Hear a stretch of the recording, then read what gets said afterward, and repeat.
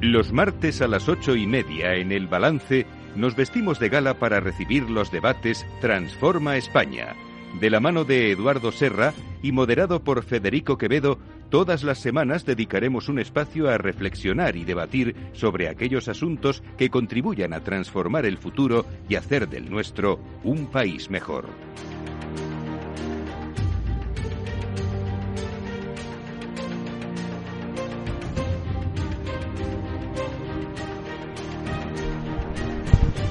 Eduardo Serra, buenas noches. Buenas noches, Federico. Yo he dicho al principio que me iba a tomar un tiempo de reflexión para analizar la muerte y resurrección holística de Pedro Sánchez, pero bueno, me ha durado media hora el tiempo de reflexión, así que vamos a hablar de Pedro Sánchez. Vamos a hablar de la dimisión de la no dimisión, es que yo no sé cómo llamarle a esto, la verdad. En algún sitio he leído, yo creo que de Luis Sánchez Merlo, que decía que las dimisiones no se anuncian, se presentan. Eso es verdad, se presentan. Y aquí hemos vivido una dimisión anunciada y no presentada. Estoy leyendo, estaba escuchando a mi compañero Fernando Garea, que no es sospechoso, desde luego, de pertenecer a eso que Sánchez llama la fachosfera, ni mucho menos. Dice, no he entendido nada de lo que ha hecho y conforme voy entendiendo me parece peor. Y creo que a mí me pasa básicamente lo mismo, es decir, que a mí me ha pasado que no he entendido nada, efectivamente, pero según voy leyendo y voy releyendo tanto la carta del miércoles como la intervención de ayer por la mañana, digo, esto no puede ser, esto que hemos vivido, primero que nunca hemos vivido nada semejante, nada. Jamás. Nunca, es la primera vez en la historia de la democracia que pasa algo parecido. La única dimisión que hemos vivido en directo y fue una dimisión sin anunciar, que fue dijo me voy, fue Adolfo Suárez y se fue y ya está. Y no hemos tenido más escenarios parecidos. Porque el otro que escribió una carta fue Aznar, que se la rompió Fraga allí, que dijo aquello de ni tutelas ni tutías, pero no era presidente del gobierno, era presidente de Alianza Popular. O sea que no hemos tenido un caso similar y encima, todo este, bueno, no sé, es que no. Dale, es que no, yo no sé por dónde cogerlos. De lo que dije lo entiendo divinamente, pero creo que hay una enorme diferencia entre el panorama, el paisaje interior de España, los asuntos domésticos y la presencia de España en el mundo, lo que sería lo internacional. Sí. Entonces es posible que nos quede una rémora del antiguo aislamiento en que la gente en España habla mucho de lo interior y se habla poco de lo exterior, y la consecuencia inmediata es que dice esto nos pone con el peor gobierno si usted no conoce los demás gobiernos, no se puede comparar. Y entonces en este caso me parece que es posible encontrar razones de lograr un apoyo interno para luego decir que no dimite por el apoyo, pero externamente esto es un desastre para España. A él le llaman que es el rey del drama, le llaman que asusta, que amaga y no da. Oiga, esto hace daño a él mucho, pero también hace daño a España. Espera, Jorge, creo que tengo un corte, el último que hemos metido en el editorial, el de la diputada de la Asamblea de Madrid. Es que esto es muy divertido, ya lo verás. Ajá.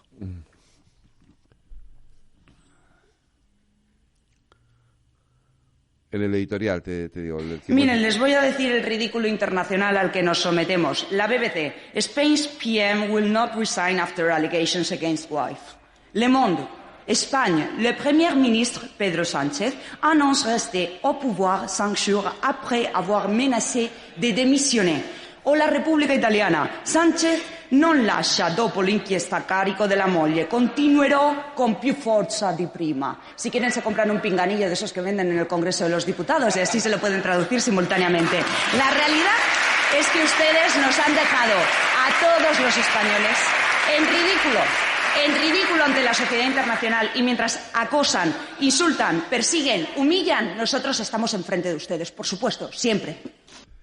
Hemos hecho un ridículo. Es que hasta Pablo Iglesias, es que Feijóo y Pablo Iglesias coincidan en decir que hemos hecho un ridículo. Pero puede ser, digo, que a efectos internos los independentistas coaligados ahora con el gobierno y con elecciones en Cataluña, pues le han pedido que se quede.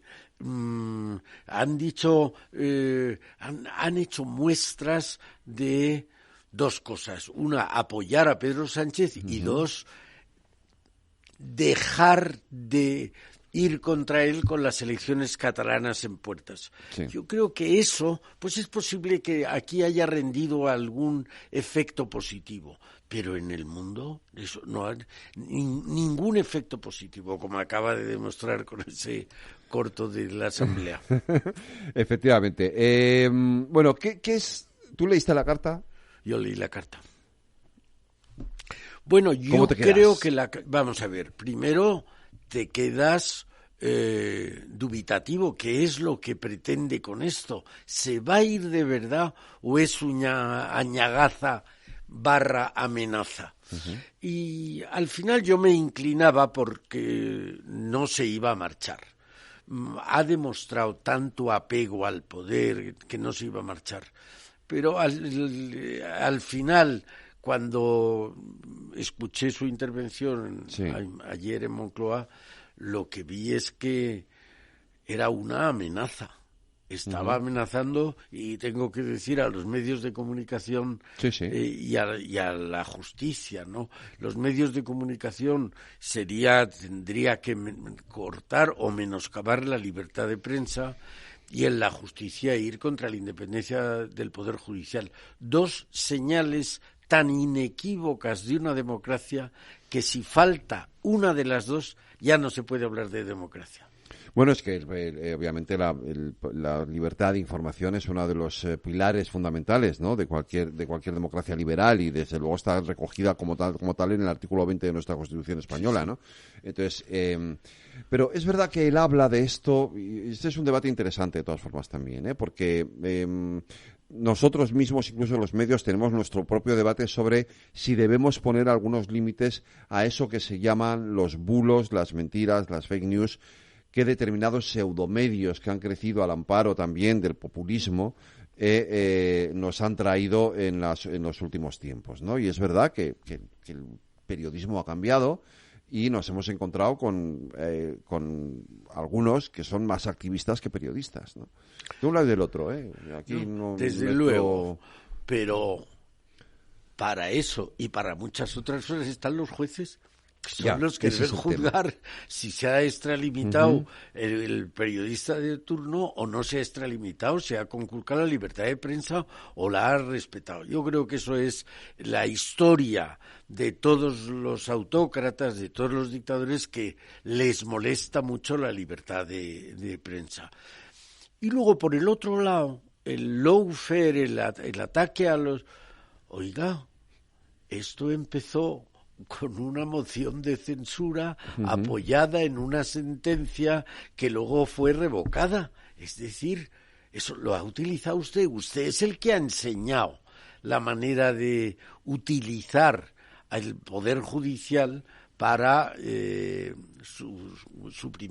cambiar el gobierno. Entonces, yo creo que, ya repito, a efectos internos puede haber tenido un efecto positivo, probablemente ha robustecido el apoyo de la opción del Partido Socialista. Externamente nos hace mucho daño. A él, desde luego, yo creo que ha terminado con la posibilidad de tener un puesto fuera de España, en Europa, completamente, ha terminado. No, yo estoy prácticamente seguro que no se lo van a ofrecer, por mucho que sea el presidente de una internacional socialista. Creo que no va a tener posibilidades. No parece, ¿no? Desde luego, es verdad que por lo que hemos visto y por lo que hemos estado leyendo estos días, en términos, de hecho, de pronto es que en Europa han descubierto que es que aquí pasaba algo. Sí. Que hasta ahora no tenían conocimiento, o sea, sí, sabían que había debate entre el PP y el PSOE sobre el Consejo del Poder Judicial, estas cosas, pero no eran conscientes de que en España estaba habiendo realmente un verdadero problema de polarización de la vida política y sobre todo de corrupción. que es lo que, en definitiva, es de lo que estamos hablando, ¿no? Sí, y otra cosa más. Yo creo que esa poca importancia que se le da a lo que pasa afuera, hay algunas coincidencias sorprendentes. El martes de la semana pasada, nos enteramos de que la justicia francesa había hecho intervenir a la justicia española en el caso del espionaje de los teléfonos móviles del Pegasus. Y el miércoles está la carta. Es decir, puede haber la causa que dices de la corrupción y puede haber también la causa que sería gravísima en su caso, que un gobierno hubiera permitido espiar los teléfonos móviles de algunos de sus miembros muy destacados. Y segundo, que nadie sabemos. Seguro que él sí, pero nadie sabemos qué es lo que se pudo espiar, cuáles eran las conversaciones que se espiaron. Claro, eso que es verdad que es uno de los argumentos en los que muchos hemos incurrido estos días, ¿no? Es decir, bueno, a lo mejor el problema es que hay algo de fondo en todo esto que tiene que ver con las famosas conversaciones que se escucharon en aquel teléfono. Pero entonces no tendría sentido la decisión del lunes de continuar, salvo que en esos 5 días haya conseguido neutralizar ese asunto. ¿Y cómo? Quiero decir, sí, eso es verdad. Si el asunto hubiera es tan sido grave, la causa, claro, pues entonces hubiera sido una dimisión anunciada y presentada. Pero caben dos soluciones. Una, que haya habido esa negociación para evitarlo, cosa que dudo en 5 días que se pueda hacer eso, no me pega. Y otra, que él sepa que la importancia de lo espiado no le obliga a dimitir, que puede seguir aunque se descubra el espionaje. Yo, de todas maneras, creo que es un problema tan grave que no se solventa ahora, el problema del espionaje. Yo creo que durará más. Bueno, es que eso está judicializado y además, como tú dices, efectivamente la justicia, cuando esto parecía que que había decaído, claro, es Francia la que lo reabre, ¿no? y lo vuelve a poner en primera línea. Y Francia es no solo un país de la Unión Europea, que Israel no lo es y Marruecos no lo es, sino que es un socio preferente dentro de la Unión Europea de España. Y esto ha sido un revés muy fuerte de Francia en sus relaciones, llamemos triangulares, con España y Marruecos. Yo creo que es un revés muy grande y yo desde luego no sé en qué contenido tiene ni qué alcance tiene. Lo que sí sabemos, lo que sí se ha puesto de manifiesto, a ver, yo te digo mi opinión, Es decir, a mí la denuncia que da pie, digamos, a todo esto, me parece, y además lo he hablado con alguna amiga nuestra, que la hemos traído aquí algún día, la denuncia no hay por dónde cogerla, la de manos limpias, o sea, no tiene ni pies ni cabeza, no hay... Pero sí que es verdad que ha habido informaciones más, digamos, no me sale la palabra ahora. Solventes, eso, es que no me sale más solventes, sobre determinados comportamientos que pueden no ser o no estar ajustados, al menos a la ética. Yo ya, si otras cosas tienen que ser los tribunales los que decían, pero al menos a la ética de lo que debería ser el comportamiento de la familia del presidente Gobierno. Fíjate que hoy alguien que también ha estado aquí contigo, que es la presidenta de España Mejor, esposa de Nick Clegg, Miriam González, ha hablado de este asunto porque le han preguntado en una televisión y Jorge ha dicho esto. Parece que ahí se produce una apariencia de conflicto, que eso era algo que tenían que haber tratado antes y que se la tenía que haber indicado claramente lo que puede o no puede decir, o que puede hacer. Vamos, yo te puedo asegurar que si yo hubiese hecho eso cuando mi marido era vicepresidente del gobierno británico, pues seguramente me hubiesen quemado en la plaza pública de Trafalgar Square, ¿no? Pero a cualquier persona en esa situación, claramente eso es porque aquí no hay un sistema en el que tratamos las apariencias de conflicto, pero en la mayoría de los casos es el problema del político. O sea, si se mira lo que hace ella, es para que después se le pueda recusar a él. Este es un tema importante, ¿eh? Muy importante. Miriam ha escrito un artículo en un medio de máxima importancia internacional, yo creo que el Financial Times, diciendo que nos falta un código ético para juzgar, incluso con antelación, depende del primer ministro en el Reino Unido, para juzgar esas conductas y evitar esas conductas. Es decir, que a mí me da la impresión de que una persona que no ha estado nunca en política o en la economía, que hay medidas parecidas, los conflictos de intereses, a raíz de la crisis financiera del 2007, se han acelerado y se han acentuado los controles en la banca. Entonces, lo que sean todos los bancos y las empresas grandes han montado un departamento de compliance, de todos, y el gobierno lo debería tener. Nosotros, no es solo la culpa de este gobierno, deberíamos tener unas normas relativas al código ético, al comportamiento de los más altos escalones de la política. Pero yo creo que ella, entiendo perfectamente que no estuviera al tanto de esas nuevas regulaciones y de lo que hay que hacer en el caso de potencial conflicto de intereses. Ahora, en todo caso, lo que ha habido, yo no conozco la denuncia de Manos Limpias, pero sea lo que sea, hasta ahora lo único que se había hecho es admitir a trámite, es decir, no ya una acusación, ni siquiera hay un señalamiento, no se ha hecho nada más que admitirla a trámite, habrá que esperar si hay más alegaciones o no. En todo caso, ese tema de la posible corrupción en su familia, yo creo que estaba demasiado verde como para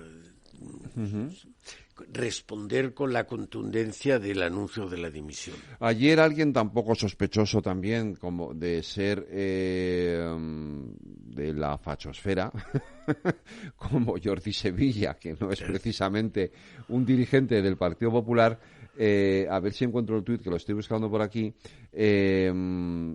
pedía literalmente que primero se preguntaba por qué lo primero que no hizo Pedro Sánchez fue anunciar una solicitud de reunión con el líder de la oposición, con Alberto Núñez Feijóo. Y luego pedía un estatuto, esto mismo que ha pedido... Sí, yo creo que es lo de Miriam. Que es lo mismo de Miriam. Él pedía también, de la misma forma, un estatuto para regular las actividades de las esposas o esposos, o novios, o parejas, o familiares en general, de los presidentes, tanto del gobierno como de las comunidades autónomas. O sea que debería de haber un marco legal que regulara hasta dónde pueden llegar, que esto no significa mandar a la mujer del presidente, como está diciendo él ahora, que esto es un bulo también, por cierto, porque nadie le ha dicho que su mujer tenga que quedarse en casa cruzada de brazos.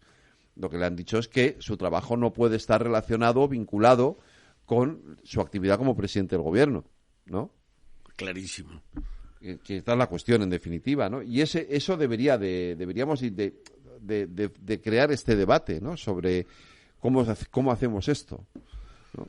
Desde luego, crear ese debate para que al final se tradujera en unas conclusiones que dieran lugar a alguna normativa que sepa a todo el mundo a qué atenerse. Y algo más, yo creo que cuando alguien llega a la altura del Consejo de Ministros, debe ser advertido de que hay cosas que para el común de los mortales son muy normales, pero que no se pueden hacer si uno está en ese escalón, por la ejemplaridad, por lo que sea. Pero yo creo que sería bueno, además de la norma, que haya unas advertencias sobre las obligaciones que uno debe tener cuando ocupa un puesto de esa importancia.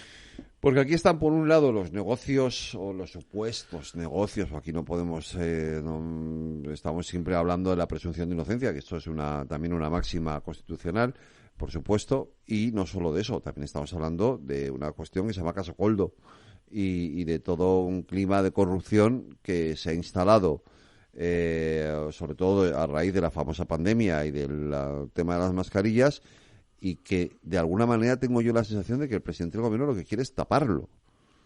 Sí, no sé, porque también es verdad que cesó a Ábalos inmediatamente, sí. No lo sé. Lo que sí sé, prescindiendo de las intenciones personales de cada uno, lo que sí sé es que esto, que parecía que la corrupción había por lo menos disminuido, pues ha vuelto al primer nivel de debate. Y eso es malo. En ese caso, tanto fuera como aquí, es muy malo que de lo que se hable, por lo que se hable de España sea por la corrupción. En cualquier caso, lo que sí que estamos ofreciendo cara adentro y cara afuera es una imagen como país de confrontación, de polarización, que habría que buscar la forma de... Eso es sorprendente porque yo creo que España después de la dictadura, dio un ejemplo, fue un modelo en la transición, la reconciliación, el consenso que por aquel entonces se utilizaba constantemente, y al cabo de 40 años parece que volvemos a las andadas. Yo creo que esto es una cosa triste. El presidente Sánchez, cuando ha hablado en su alocución de ayer, echaba de menos la transición, parecía que quería volver a la transición, estuvo haciendo elogios de la transición cuando gente de su gobierno hace no demasiado tiempo estaba hablando del régimen del 78. Cierto. Para cargarse el régimen del 78. Yo creo que es imprescindible volver a los acuerdos, a los consensos. Lo que pasa es que lo que en última instancia, a mi modo de ver, impide eso es el considerar a medio país, como tú dices, en la fachosfera. Mire usted. El muro. El muro que está en la proclamación de ese gobierno, pero también esa constante apelación, no sé cuántas veces lo utiliza en la carta. Derecha, ultraderecha. Eso es. Oiga, usted no puede considerar... Primero, mezcla usted derecha con ultraderecha. ¿Qué le parecería si mezcláramos izquierda con extrema izquierda? Segundo, usted no puede descalificar a medio país. No puede. Aparte de que... Sobre todo no debe. No, pero si un presidente, un gobierno, tiene que actuar en beneficio de todos. La totalidad. Unos se inclinarán más a un lado y otros se inclinarán más a otro lado. Pero no se puede desde el gobierno declarar la guerra a medio país. Eso no se puede hacer. Poniendo un muro diciendo fachosfera, no se puede hacer. Eso es malo per se. No digo que no se puede hacer jurídicamente, digo no se puede hacer si queremos tener un país respetable y respetado. Uh-huh. Pero lo cierto es que esto está ocurriendo hoy en prácticamente no solamente en el Congreso de los Diputados, está ocurriendo en la Asamblea de Madrid, está ocurriendo en los ayuntamientos, está ocurriendo en muchas comunidades autónomas. Los políticos más preocupados por insultarse y por unos a otros y menos preocupados por los problemas verdaderos, los reales problemas de los ciudadanos. Sí. ¿No? Bueno, hemos visto el problema de la vivienda que lleva no sé cuántos años sin ser abordado, ¿no? Pero me parece que la sociedad española es una sociedad que está dispuesta, decidida a pactar, a llegar a acuerdos en todos los ámbitos, lo vemos constantemente, excepto, salvo raras excepciones, en la clase política. Y en la clase política, ¿por qué no quiere usted pactar? Bueno, probablemente hay diferencias notables entre los dos partidos mayoritarios, pero parece que este gobierno y el anterior gobierno de Zapatero prefieren aliarse con la extrema izquierda antes que hablar con la derecha o con el centro derecha. Eso es un hecho bastante evidente. Vamos a hacer una pausa y ahora te cuento y les contaré a los oyentes lo que vamos a hacer después, ¿vale? Muy bien. Porque no se lo pierda, vamos a seguir por supuesto con este asunto, pero vamos a introducir un factor, un elemento nuevo en el debate o en la discusión. Bueno, no se vayan, que volvemos enseguida.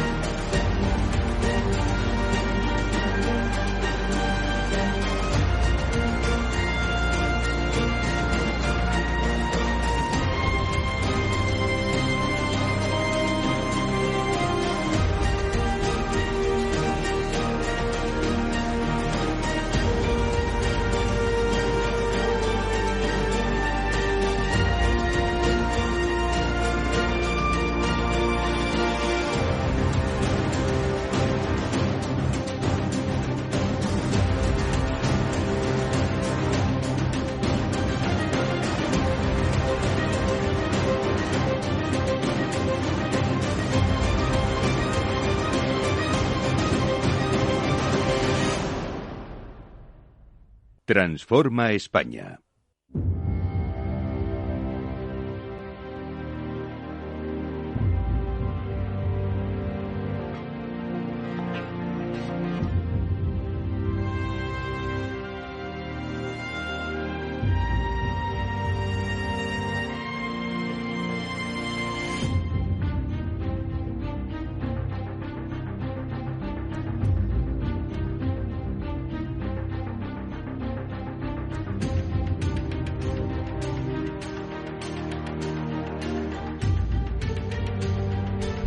Las 9 de la noche, una hora menos, en las Islas Canarias. En la sintonía de Capital Radio continuamos con nuestro debate Transforma España, analizando todo lo que ha pasado en este extraño, raro tiempo que, en fin, casi daría lugar a una serie de Netflix. No sé si hemos entrado en la segunda temporada ya de la serie, hemos pasado la primera, pero todo esto daría lugar para una serie de una plataforma. En fin, vamos a hacer una cosa, Eduardo, que es, vamos a escuchar al presidente del Gobierno ayer, y lo vamos a ir parando y vamos a ir analizando algunas de las cosas que dijo.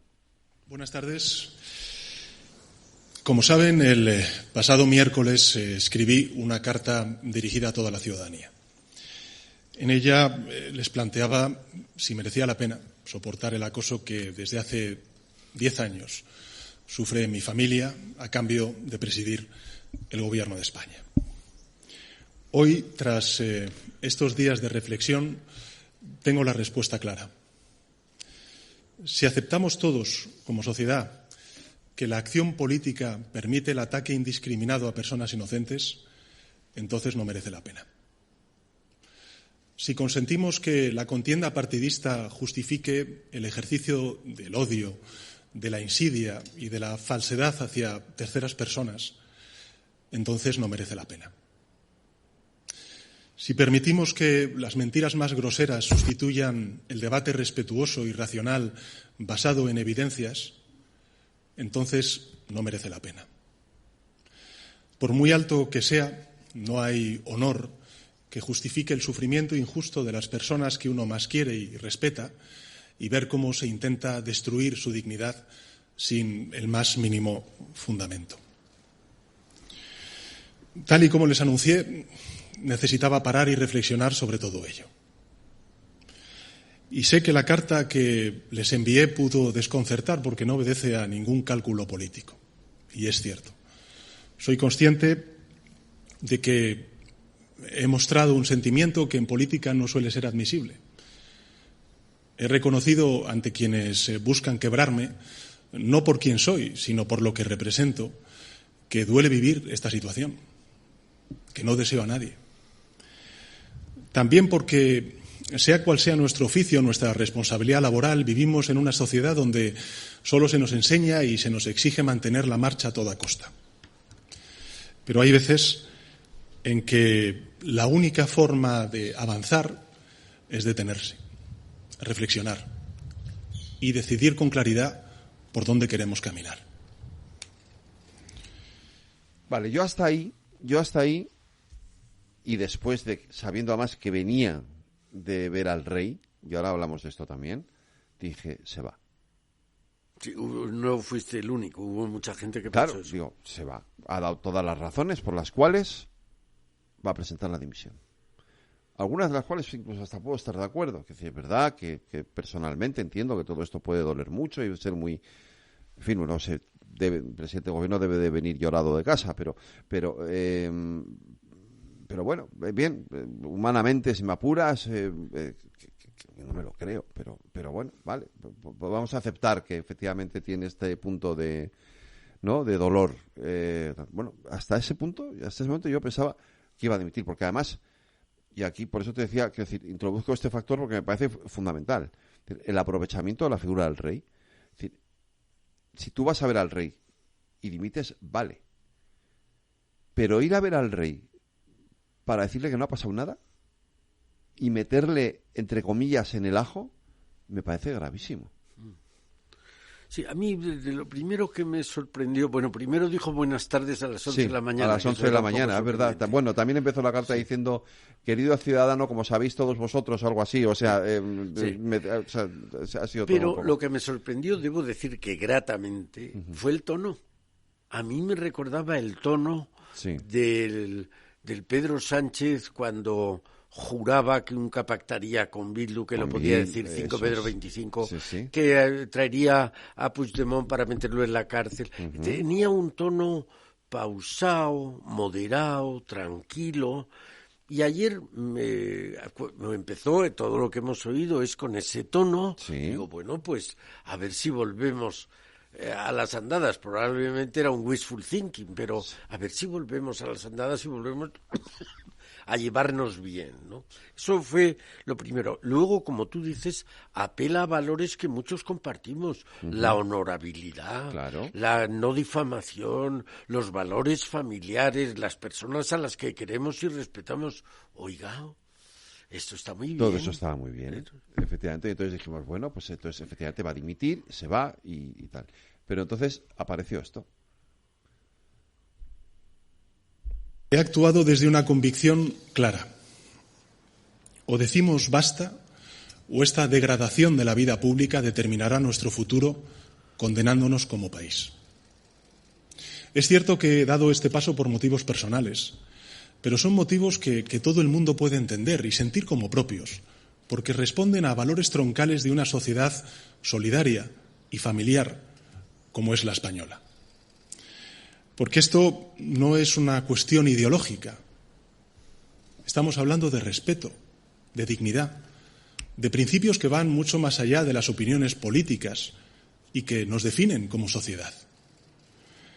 Esto nada tiene que ver con el legítimo debate entre opciones políticas. Tiene que ver con las reglas del juego. Si consentimos que los bulos deliberados dirijan el debate político, si obligamos a las víctimas de esas mentiras a tener que demostrar su inocencia en contra de la regla más elemental de nuestro Estado de Derecho, si permitimos que se vuelva a relegar el papel de la mujer al ámbito doméstico teniendo que sacrificar su carrera profesional en beneficio de la de su marido, si en definitiva permitimos que la sinrazón se convierta en rutina, la consecuencia será que habremos hecho un daño irreparable a nuestra democracia. Claro, yo aquí ya empecé a decir, bueno, esto no solo ha ocurrido en una dirección, y sino que se lo pregunten a Isabel Díaz Ayuso. O a la mujer de Núñez Feijóo. O a la mujer de Núñez Feijóo. Esto no ha ocurrido solo en una dirección. Es más, aquella famosa escena, ¿te acuerdas de Isabel Díaz Ayuso en el Congreso, sentada arriba cuando le cogen con el me gusta la fruta, ¿no? Responde en ese momento a algo muy humano, porque el presidente del gobierno en la tribuna del Congreso estaba volviendo a decir que su hermano había actuado, ¿vale? Había cometido delitos de corrupción, ¿vale? Y ella no podía responder a lo que en ese momento estaba diciendo el presidente del gobierno, cuando por 2 veces la Fiscalía ha archivado las querellas contra Tomás Díaz Ayuso, hermano de Isabel Díaz Ayuso, con lo cual no existe ningún delito de corrupción. Nos puede gustar más o menos que alguien se lleve unas comisiones por vender mascarillas en la pandemia, pero más allá de eso no había otra cosa. Entonces, él está empezando ya aquí a señalar, ¿vale?, en la otra dirección. Como si fuera la única exclusiva, claro. ¿No? Pero no, eso es verdad. A mí seguía con un tono condenándonos como país, vamos en contra de la regla elemental de la presunción de inocencia. A mí me parece que habla del daño irreparable que haríamos. Tiene toda la razón, pero oiga, usted, o si quiere su partido o su gobierno, son parte muy principal de ese ataque, muy principal. El que haya bulos, malísimo. Pero de todo eso yo lo que creo que es esencial es que lo controlen los jueces. Claro. ¿Por qué los jueces? Porque los jueces son unos miles de personas que no participan del privilegio que participan los políticos en ejercicio. Y por tanto representan mejor, no en el sentido político, a la ciudadanía. Son gente normal, común y corriente, al que le llega un caso y lo resuelve según su leal saber y entender. De manera que yo creo que esta parte que es, digamos, la transición de su discurso, sí, donde está empezando, sigue hablando con el buen tono sí, y sin embargo ya está empezando a decir esto no se puede tolerar. Uh-huh. No se puede tolerar, pero... No se puede tolerar, pero ustedes son los primeros que están actuando en esa dirección, que están haciendo lo mismo, ¿vale?, que denuncian que hacen los demás. Y aquí es donde cambia ya el tono del discurso. Exigir resistencia incondicional a los líderes objeto de esa estrategia es poner el foco en las víctimas y no en los agresores. Y confundir libertad de expresión con libertad de difamación es una perversión democrática de desastrosas consecuencias. Por tanto, la pregunta es sencilla. ¿Queremos esto para España? Mi mujer y yo sabemos que esta campaña de descrédito no parará. Llevamos 10 años sufriéndola. Es grave, pero no es lo más relevante. Podemos con ella. Lo importante, lo verdaderamente trascendente, es que queremos agradecer de corazón las muestras de solidaridad y de empatía que hemos recibido, de todos los ámbitos sociales. Lógicamente me van a permitir un agradecimiento especial a mi querido Partido Socialista. En todo caso, gracias a esa movilización social que ha influido decisivamente en mi reflexión y que vuelvo a agradecer, quiero compartir con todos ustedes lo que finalmente he decidido. De ello he informado previamente al jefe del Estado esta misma mañana. He decidido seguir con más fuerza si cabe al frente de la presidencia del Gobierno de España. Bueno. Ahí ya está, claro, se deshizo el misterio. Sí, claro. Pero fíjate cómo ya el discurso se vuelve agresivo, ¿no? Contra la libertad de difamación. No es lo mismo la libertad de expresión, pone en el mismo lugar la libertad de difamación con la libertad de expresión. Difamar es un delito. Desde luego. Los que somos viejos nos recordamos la prédica del franquismo de que no había que confundir libertad y libertinaje, que era la coartada para que no hubiera libertad de expresión. Claro. De manera que esto parece anticipar tiempos difíciles. Sí. Sí. Y sobre todo, especialmente para los medios de comunicación. Sí. Y luego también de los jueces, ¿no? Insiste, sí, ahora hablaremos de los jueces, pero también habla de los jueces. Insisto en algo, es decir,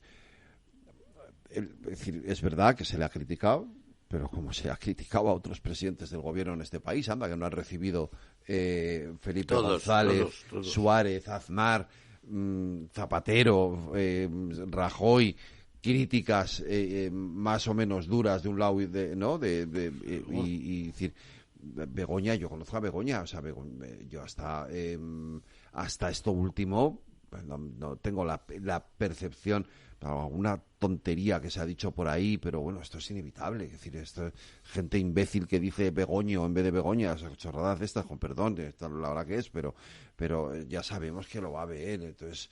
En fin, esto va también un poquito en el tienes que hacer oídos sordos a determinadas, aprender a hacer oídos sordos a determinadas cosas, ¿no? Desde luego. Claro, o sea, es que no es razón. Entonces, esto último sí, aquí ya sí que ha habido, evidentemente, ya hay una digamos, un agravamiento por lo que hemos conocido, ¿no? Pero hasta este momento, esto que hice 10 años, llevamos soportando 10 años mi mujer y yo, ¿no? Yo no tengo esa impresión. Tengo la impresión de que llevan 10 años gobernando y con una oposición que obviamente ha hecho su trabajo, ¿no? O con mejor o menos, más o menos acierto. Y no llevan 10 años gobernando, ¿no?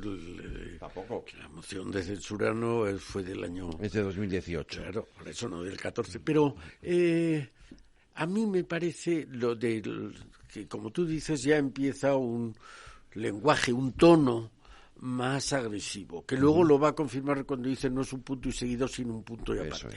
Está anunciando la adopción de medidas más duras, porque, lo cual probablemente puede estar bien, pero oiga, siempre que sea para todos la misma regla.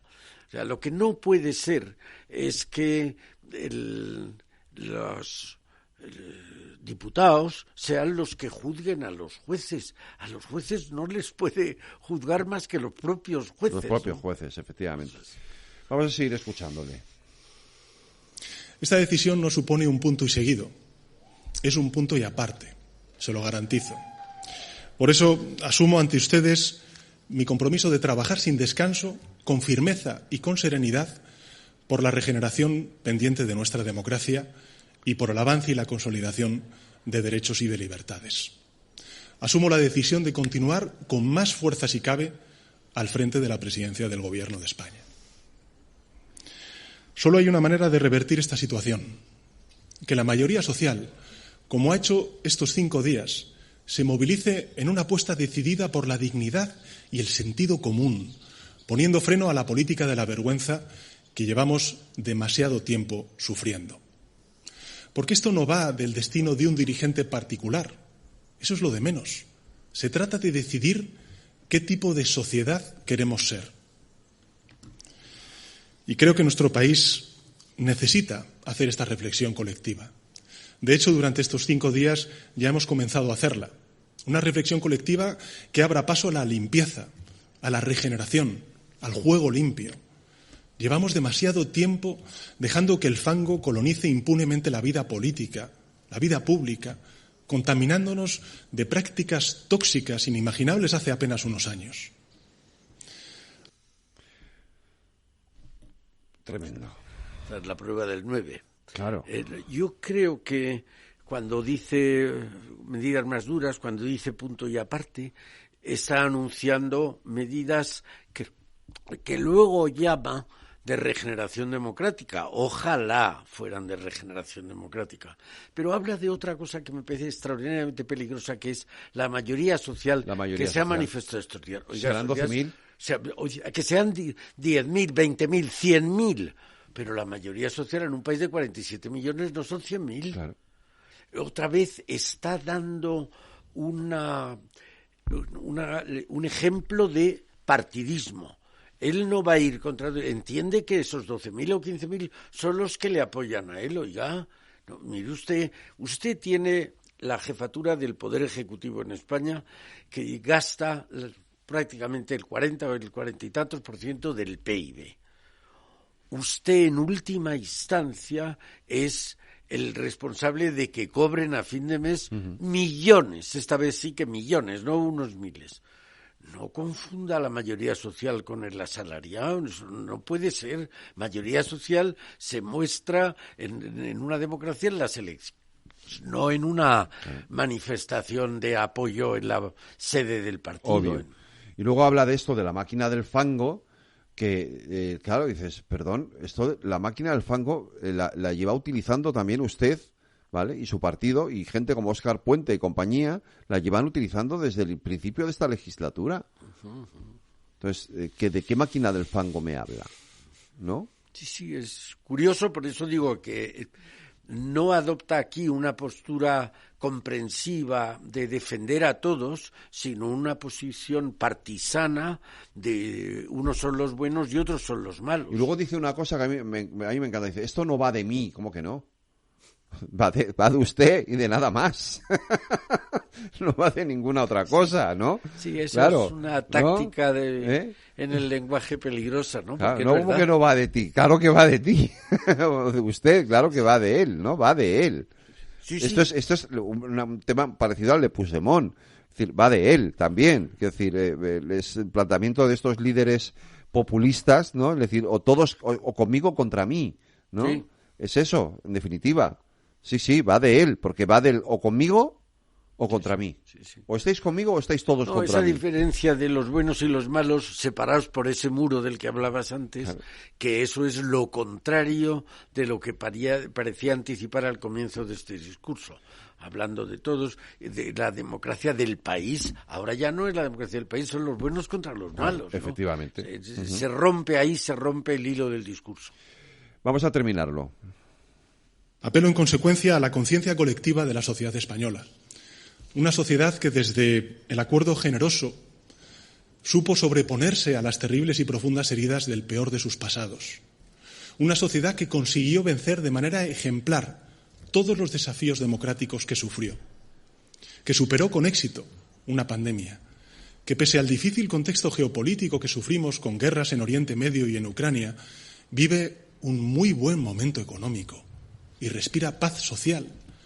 Una sociedad que asombró al mundo por su aceptación entusiasta de los derechos y de las libertades, pasando de ser un país oscuro a un referente internacional de libertades y de democracia, de progreso y de convivencia. Hoy pido a la sociedad española que volvamos a ser ejemplo e inspiración para un mundo convulso y herido, porque los males que nos aquejan no son ni mucho menos exclusivos de España.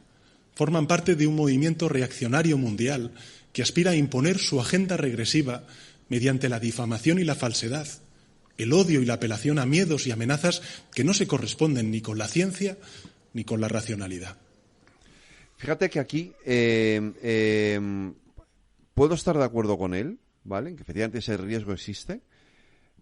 Tú decías esta apelación a la transición, pero claro, la transición se hizo con el acuerdo y el consenso de todos y con actos de generosidad muy importantes por parte de gente tan distante como podían ser Manuel Fraga Iribarren y Santiago Carrillo. Eso es. Sí, eso fue la transición. Sí. Yo aquí en esta última parte es donde veo no solo que se quiebra el discurso, sino que hay un aprovechamiento, yo creo que ilegítimo, de logros del pasado. Cuando está hablando esta democracia que supo sobreponerse a todos los ataques, que supo vencer y que fue ejemplo en el mundo, todos pensamos se está refiriendo a los años 70 y 80, cuando la ETA mataba. Claro. Y dice, hemos sufrido una pandemia y ahora la guerra de Gaza. Sí, pero mire usted, eso es ahora, pero no ha sido ahora. Usted, no, por otro lado, ha estado diciendo los ataques desde hace 10 años, acabo de decir. ¿En qué estamos? ¿En qué quedamos? Hace 8 años era la España ejemplar y democrática, o hace 8 años ya estaba inoculado el virus de la animadversión.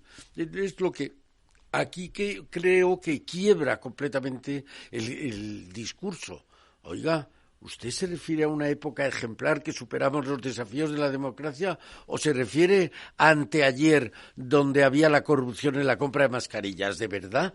No me engañe. Haga usted lo que quiera o lo que pueda, pero no me engañe. Es como lo de la amnistía. Está por ahí recogido en algún vídeo que las aseveraciones de muchos ministros diciendo que no me hable de la amnistía, es absolutamente inconstitucional, no cabe en nuestra Constitución. Todos, no había un solo ministro que no dijera lo contrario. Y al cabo de 3 días están diciendo que es plenamente constitucional y que, oiga, no, yo no sé si es constitucional o anticonstitucional, pero no me engañe usted diciendo con 2 días de diferencia blanco y negro. Es verdad, porque eso es tomar al ciudadano por tonto, ¿no? Vamos a terminar ahora sí de escuchar a Sánchez. Mostremos al mundo cómo se defiende a la democracia. Pongamos fin a este fango de la única manera posible, mediante el rechazo colectivo, sereno, democrático, más allá de las siglas y de las ideologías que yo me comprometo a liderar con firmeza como presidente del Gobierno de España. Gracias. Bueno, aquí es la parte que me lleva, es decir, si realmente quieres esto, lo primero que tienes que hacer es no dividir a la sociedad, y la estás dividiendo. Yo creo que a conciencia, pero vuelve a tomar al final de la locución el tono amistoso, el tono moderado, el tono suave que tenía al principio. Empieza con tono moderado, termina con tono moderado y en medio va la metralla, ¿no? ¿Qué va a pasar ahora? ¿Tú qué crees?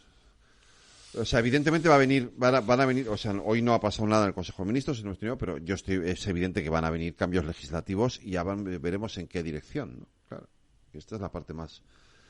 Yo creo que esto ha sido un paso atrás en la andadura de esta legislatura, ya de por sí, con una debilidad parlamentaria que no le permitirá prácticamente aprobar leyes, que tendrá que seguir con la aprobación de decretos leyes, que tendrá... Y cuando adopta anuncia esas medidas de firmeza, pues todavía se resquebrajarán más los acuerdos entre los grupos parlamentarios y será más difícil. Yo creo que va a venir un endurecimiento. Por desgracia, seguiremos en lo mismo. No se puede pedir ahora que la otra parte se quede callada cuando una parte va a seguir o va a incrementar su dosis de animadversión. No se podrá pedir a la otra parte y, por tanto, yo siento mucho que creo que esto es un peldaño hacia abajo en esa degeneración democrática de la que hablamos. Sí, porque al final esto a lo que nos está llevando es directos de nuevo a un escenario de confrontación sin precedentes, ¿no? O sea, si ya venía siendo un escenario de confrontación durísimo, todo hace pensar que se va a enrarecer todavía más en los próximos meses, ¿no? Yo creo que sí. Entonces, gracias. Y claro, en los propios partidos, el PSOE, fíjate, ayer le preguntaban a Felipe González y le dijeron, señor González, ¿qué le parece la decisión de Pedro Sánchez? Y la respuesta de Felipe González fue, ¿qué decisión? Claro, porque realmente no ha decidido nada. No tenía que elegir nada. Sí, yo no lo hubiese sido dimitir, ¿no? Pero no dimitir no es una decisión. Quiero decir, sigue siendo presidente del gobierno y ya está. Bueno, ¿no? Es un poco lo de la prensa internacional de hacer una comedia, ¿no? Claro. Tanto teatro está haciendo. Pero tiene que haber una parte del PSOE que esté, que vea esto, lo mire esto diciendo, pero esto nos hemos vuelto locos, o sea, esto no hay por dónde cogerlo, ¿no? Pienso yo. O sea, esto tiene que haber una reflexión en ese partido.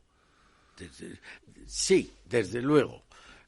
Pero también es verdad que el gobierno dentro de España tiene un poder omnímodo. Antes hablaba del casi el 50% del PIB, pero hay que hablar de los medios de comunicación que dependen del gobierno, directa o indirectamente. Entonces, a través de poner personas que puedan intervenir en eso. De manera que las dos cosas que pueden hacer que haya más gente del PSOE que esté por lo menos aparentemente de acuerdo con sus postulados, parezca mayoritaria, cuando sabemos que no lo es. Cuando sabemos que no lo es. ¿Y en la oposición qué debe hacer ahora? El PP hoy ha protestado, bueno, es que lo de la encuesta flash de ayer del CIS, sí. Bueno, esto ya fue con preguntas del tipo de ¿usted cree que todo esto de Begoña Sánchez es una operación para meterse con Pedro Sánchez? ¿Qué hace el CIS preguntándome esto? Sí. Bueno, es utilizar las instituciones de todos en beneficio de una parte, pero eso no nos podemos engañar. Desde el principio lo lleva haciendo así, sí. Desde el nombramiento del fiscal general del Estado, el nombramiento del director del CIS, sí. Además recientemente la agencia EFE, oiga. Uh-huh. Yo creo que Televisión es natural, Española. Televisión Española el Tribunal Constitucional. Pero eso yo comprendo que pueda poner a alguien más cercano a sus posiciones, no al que esté en las antípodas, pero oiga, alguien que tenga algo de respeto por esas a las que usted ha hecho apelación, esas normas, esos usos democráticos, esas costumbres, usted se los está cargando todos. Uh-huh. Pide respeto a lo que usted lleva años cargándose. Eso es muy difícil de entender. Efectivamente, así es. Bueno, vamos a ver qué es lo que ocurre. Entiendo que hoy ya más o menos están dejando caer, por lo menos en los medios amigos, que va a haber una reforma de la ley del Consejo del Poder Judicial para poder cambiar las mayorías, que va a ser lo primero, y luego sobre todo a mí me preocupa, obviamente, por lo que me toca, la parte que pueda afectar a los medios de comunicación, ¿no? No, son dos temas extraordinariamente delicados porque, como decíamos al principio, son dos pilares esenciales de la democracia. Si uno de esos desaparece, ya no podremos decir que estamos en democracia. Esa democracia que llevamos 40 años diciendo lo que se nos ha costado recuperar, pues ya no la tendremos. Yo creo que eso es lo más grave y lo que más se puede temer. Pero también hay que tener un punto de esperanza. Cuando se intentó hacer la elección o la renovación del Consejo General del Poder Judicial por mayoría simple en el Parlamento, fue Europa la que dijo que no. Ya, efectivamente. Así que no perdamos toda la esperanza. En fin, que confiemos en que las cosas no lleguen que esto llegue a buen puerto, Eduardo Serra. Ojalá. Nos volvemos a ver aquí de nuevo, como siempre, en nuestros debates Transforma España. Un abrazo. Igualmente. Cuídate. Gracias.